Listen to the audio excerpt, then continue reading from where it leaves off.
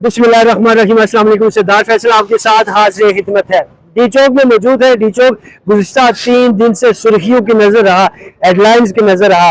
गुज़िश्ता रात जो कानून नाफिज करने वाले इदारे हैं उनकी तरफ से ग्रैंड ऑपरेशन किया गया, पीटीआई के कारकुनान को गिरफ्तार किया गया, कुछ कैजुअलिटीज मजीद सामने आई, जख्मी भी हुए, कुछ लोग शहीद भी हुए।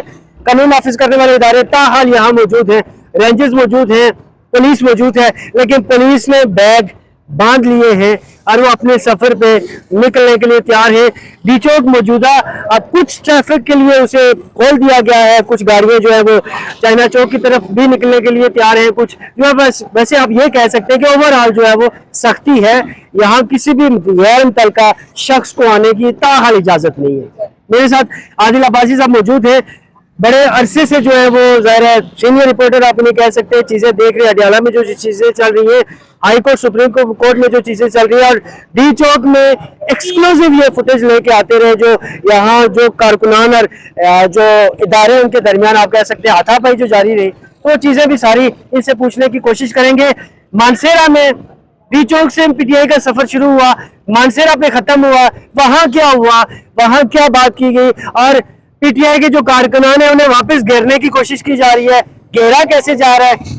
आदिल अब्बासी साहब बहुत शुक्रिया आपके वक्त का।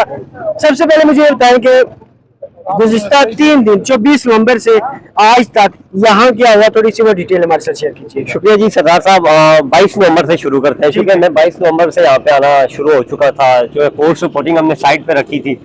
22 नवंबर से यहाँ पे कंटेनर्स लगना शुरू हो गए थे। 23 को ये था कि रास्ते बंद होना शुरू हो गए थे। 24 को जो ये था कि केपीके से जो काफिले आ गए थे, आना शुरू हो गए थे, तो उनकी बदौलत जो यहाँ पे कर्फ्यू का समा हो गया था। उसके बाद कल क्या हुआ, कल का दिन जो है वो इम्पोर्टेंट दिन था। 4 बजे के करीब पीटीआई के जो मरकजी काफिला है, चूंकि कारकुनान जो है वो दिन को 1 बजे के करीब जो है यहाँ पे आ गए थे।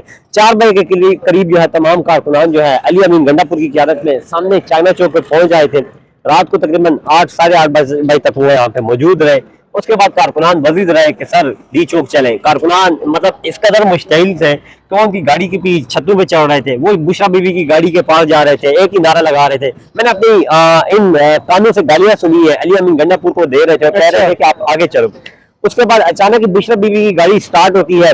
उनकी जो तर्जुमान है मिशाल यूसुफजई, वो उनकी गाड़ी के आगे चलती है। नादिया खटक उनकी गाड़ी के आगे चलती है। डंडा उन्होंने उठाया हुआ था, ये आपको देखा हाल बता रहा हूँ, उठाया हुआ था और आगे चलना शुरू हो गई गाड़ी। जैसे ही अली अमीन गंडापुर की गाड़ी के सामने हुई तो वहां से पहला फायर हुआ, पहला शेल फायर हुआ। उसके बाद जो है किसी ने ना आव देखा ना ताव देखा, लोग पीछे जाना शुरू हो गए। और रात के तकरीबन 1 बजे तक जो है ऑपरेशन क्लीन अप जो है वो इस्लामाबाद के ब्लू एरिया में जारी रहा। उसके बाद लाइट बंद कर दी गई, लाइट बंद कर दी गई। उसके बाद आप भी मेरे साथ मौजूद थे, हम लोग अपारा में थे, मिलोडी में थे। सिक्योरिटी एहलकार जो थे पूरे इस्लामाबाद का सर्च ऑपरेशन करते रहे कि कोई वर्कर यहाँ पे मौजूद ना। वो सारी सूरत थी सर। और उसके बाद रात को तकरीबन 2 बजे के करीब खबरें चली कि बुशरा बीबी गिरफ्तार हो चुकी है। मैं उनकी तस्दीक करता रहा हूँ रात को भी कि भाई नहीं गिरफ्तार हुई। रात को खबर चली कि अली अमीन गंडापुर गिरफ्तार हो चुका है, मैं उनकी तस्दीक करता रहा हूँ नहीं गिरफ्तार हुआ।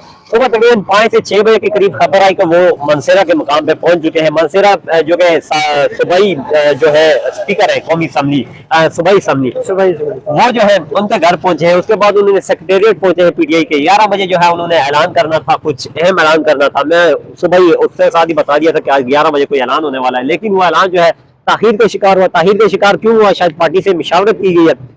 वो ऐलान जो है अभी 3 बजे के करीब हुआ और ऐलान ये हुआ कि धरना जारी रहेगा। कारकुनान जो है वो हमारे जिंदाबाद है। अली अमीन गंडापुर ने कहा कि हम एक ही नारा लगा रहे हैं। मौजूद था जो प्रेस कॉन्फ्रेंस की प्रेस कॉन्फ्रेंस में अहम बात यह है कि प्रेस कॉन्फ्रेंस में एक सूबाई बयानिया बनाने की कोशिश की गई है। डिप्टी कमिश्नर जो थे पेशावर वो आए हैं, चीफ सेक्रेटरी वहां पे आए हैं, IG खैबर पख्तूनख्वा साहब वो आए हैं। इस बात की रेन क्योंकि अक्सर लोगों के दिलों में एक सवाल है कि भाई क्यों IG का क्या काम है? वहां पे एक सियासी ऐलान करना था आपने। वो ये था कि अली अमीन गंडापुर ने बयानिया क्या बनाया? अली अमीन गंडापुर ने बयानिया बनाया कि आप लोगों ने एस्टेब्लिशमेंट को उन्होंने जो है वो मतलब तनकीद करते हुए उनको जो है वो बताया कि हम लोग आपको ये कह रहे हैं, पैगाम उनको दिया।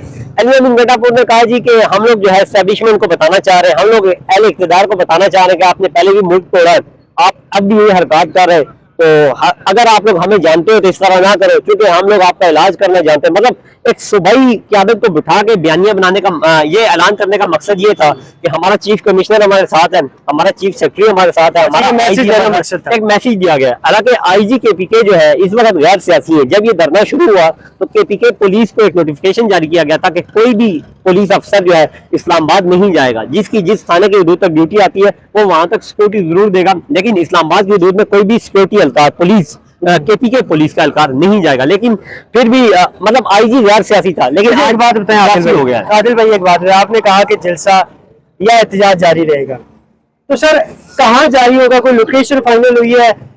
यहाँ से वापस जाने का मुझे कोई समझ नहीं आ रही, मैं जरा कम गो हूँ, मुझे इतनी समझ नहीं आती, तो मुझे बताया कि यहाँ से वापस क्यों गया और कारकुनान को फिर उसी तरह छोड़ के बेयारो मददगार, क्या ये अपने जो कारकुनान है उनका हौसला खुद तोड़ना तो नहीं चाह रहे? देखें अली अमीन गंडापुर जब यहाँ पे बैठे हुए थे रात को तकरीबन ऑपरेशन शुरू होने से पहले, तो मैं वहां पे खड़ा हुआ था, दस कर रहा था कि क्यों ये बंदा यहाँ पे बैठा हुआ, कारकुन कह रहे हैं आगे चलो।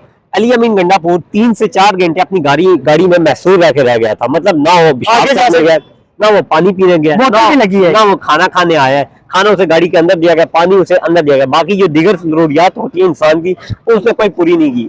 मैं वहां पे खड़े होकर ये कह रहा था कि शायद अली अमीन गंडापुर आगे फोन कर रहा हो कि भाई जो गाड़ी में महसूर होना, मैं माजरत आपको काट रहा हूँ, गाड़ी में महसूर होने से मुराद दो चीजें, या वो जो कानून नाफिज करने वाले इदारे या उनसे डर रहे थे, इदारे नहीं रोक रहे थे, एहतजाज इदारे नहीं रोक रहे थे, वर्कर मुश्तहिद था। यकीन करें कंटेनर के ऊपर चढ़ा हुआ एक वर्कर, मतलब मैं कल बात कर रहा था कि अगर जमीन पे मौजूद वर्कर के जंगट्ठे में मौजूद कोई वर्कर आपको गाली देता है ना, तो समझ आती है कोई नामालूम अफसाद है। कंटेनर के ऊपर चढ़ा हुआ लड़का, मैं वीडियो बना रहा हूँ, गाली दे रहा है।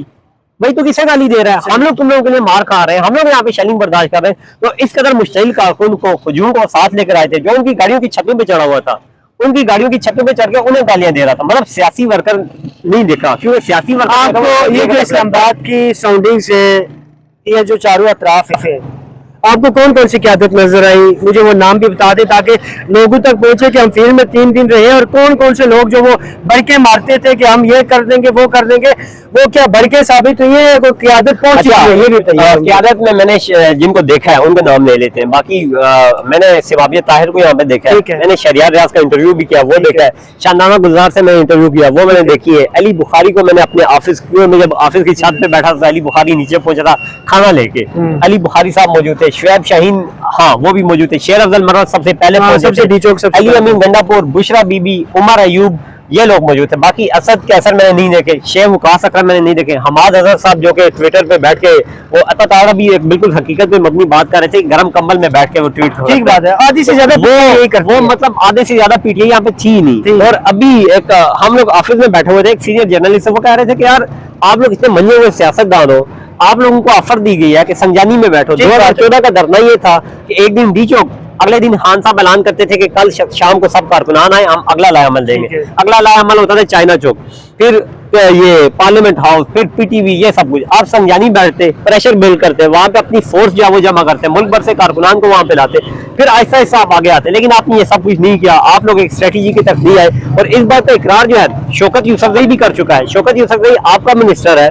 वो आपको ये कह रहा है कि बुशरा बीबी ने संजानी बैठने से इनकार किया है। तो मतलब बुशरा बीबी को सियासी सर, मुझे यहाँ आपको इस चीज के साथ जोड़ने का एक सवाल मैं आपसे पूछूंगा, यहाँ से आप कंटिन्यू कीजिएगा। कहा यह गया कि इमरान खान ने कहा कि संजानी हम बैठते हैं, वहाँ एहतजाज करते हैं, ये राउफ क्लासरा काशिफ अब्बासी की खबर है, जब मुज़ाकरात जारी थे। बुशरा बीबी ने इनकार किया, उन्होंने कहा जी हमने डी चौक पहुंचना है, और डी चौक में पहुंचे, डी चौक भी नहीं पहुंचे, वहां से वो वापस पलट के जाके मनसेरा में जाके एक नई कहानी सुना रहे। वो जो स्टोरियां 12 इजला वाली अब चेंज होके यहाँ पहुंच चुकी है। तो कारकुनान के साथ क्या कह रहे हैं? क्या पीटीआई अपनी जमात खुद खत्म करना चाह रही है? मुझे इस हवाले से बताइएगा। देखिए कारकुनान जो है मुझे समझ नहीं आ रही, कारकुन जो है वो काबिल सताइश है, काबिल तारीफ है। ऐसा कारकुन जो है मैंने अपनी सहाफती कैरियर में नहीं देखा जिसको एक मरतबा धोखा दिया गया, 2 मरतबा दिया गया, 3 मरतबा दिया गया, 4थी मरतबा फिर वो कल आया हुआ था, गोलियां खा रहा था, शेल खा रहा था, 3 दिन से भूखा यहाँ पे आ रहा था, लोगों से मांग तान के यहाँ पे वो गुजारा कर रहा था, लेकिन वो यहाँ पे मौजूद था। तो मतलब कारकुन ये हुआ कि कारकुन आज भी वहां पे अपनी जगह खड़ा है, लेकिन लीडरशिप आज वहां खड़ी होते हुए दिखाई नहीं दे रही, लीडरशिप आज कहीं नजर नहीं आ रही। कारकुन जो है पता नहीं अब मायूस होगा या नहीं, लेकिन लीडरशिप से आम आवाम मायूस हो चुकी है। बहुत शुक्रिया आदिल अब्बासी साहब। डी चौक के मनाज़िर आपके साथ शेयर किए। ओवरऑल जो खबर है कि क्या अगली प्लानिंग पीटीआई कर रही है कि हमने क्या करना है, वो चीजें आपके साथ शेयर की। कारकुनान गिरफ्तार हुए, पीटीआई की जो सीनियर क़यादत है वो मंजर आम से छू मंतर रही। यहाँ आम जो कारकुनान है वो मार खाते रहे, मुकाबला करते रहे, गिरफ्तारियां हुई, ज़ाहिर हमारे जो कानून नाफिज करने वाले इदारे हैं वो यहाँ मौजूद थे, कानून की रीट कायम करने के लिए वो यहाँ मौजूद थे, स्टेट यहाँ मौजूद थी। लेकिन क्योंकि कहा है पीटीआई की तरफ से कहा गया था कि हमने पहुंचना है, लेकिन वो 7th एवेन्यू से वापस मुड़ के वो मुकाबला नहीं कर सके। कारकुनान कहा यह जा रहा है कि जो तादाद बताई जा रही है कि 400 जो बंदा है काफिले का वो यहाँ पहुंचा, लेकिन उन्हें यहाँ से क्योंकि क़यादत नहीं थी तो लीडर नहीं होता तो आप फैसले नहीं कर पाते, और यहाँ से वापस वो मुड़ गए और 7-8 बजे यहाँ से उनका सफर वापस मानसेरा की तरफ शुरू हुआ। और नई बातें, जब अगर आपने डी चौक के अलावा किसी भी जगह पे एहतजाज करना था तो फिर आपको क्या जरूरत है डी चौक में पहुंच के ये जो आपके कारकुनान हैं जो बड़ी तादाद में निकले थे उनके हौसले तोड़ने की, उन्हें मार पड़वाने की क्या जरूरत है? ये वो कुछ सवालात हैं जिनके जवाब मुझे आपसे चाहिए। क्या क़यादत उनके साथ खड़ी रहेगी या नहीं रहेगी, सबसे बड़ा सवाल है। सरदार फैसल को इजाजत दीजिएगा। अल्लाह ने के बान।